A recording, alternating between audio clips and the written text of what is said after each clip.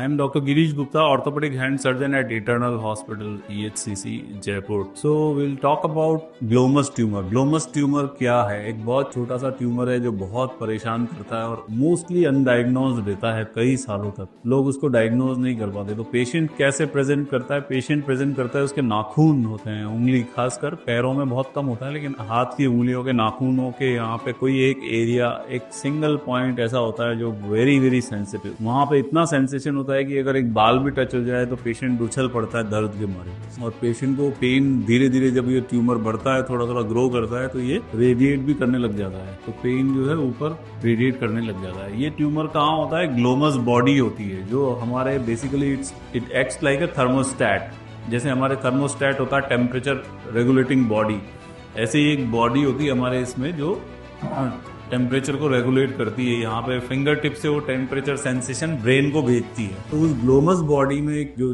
Changes आ जाते हैं, mutation हो जाता है, वो एक उसमें एक ट्यूमर डेवलप हो जाता है। ये ट्यूमर जनरली नेल प्लेट जो बोलते हैं, नाखून जिसको बोलते हैं, नेल प्लेट होता है। तो नेल प्लेट के नीचे जो नेल बेड होता है, एक बेड होता है, उस बेड के अंदर ये ट्यूमर डेवलप होता है। और कई महीनों, कई सालों तक जनरली पेशेंट्स हमारे पास 2, 3, 4 साल के बाद आते हैं और अनडायग्नोज रहता है। Then MRI is a very good modality. Contrast MRI हम लोग यूज करते हैं। अगर कॉन्ट्रास्ट एमआरआई या फिर अल्ट्रासाउंड, आजकल हम musculoskeletal ultrasound also gives you a very good diagnosis about glomus tumour. और the moment you see that, एक बहुत छोटी सी सर्जरी होती है इसके लिए, जिसमें हम जो हमारा स्पेशलाइजेशन है, हम क्या करते हैं, एक नेल को हम सिर्फ एक विंडो बनाते हैं। We cut it like in a square और अ रेक्टेंगल। यहाँ पिन पॉइंट उसको मार्क कर लेते हैं, पेशेंट को एनेस्थेटाइज करते हैं, and then we mark that area and we make a window in the nail plate.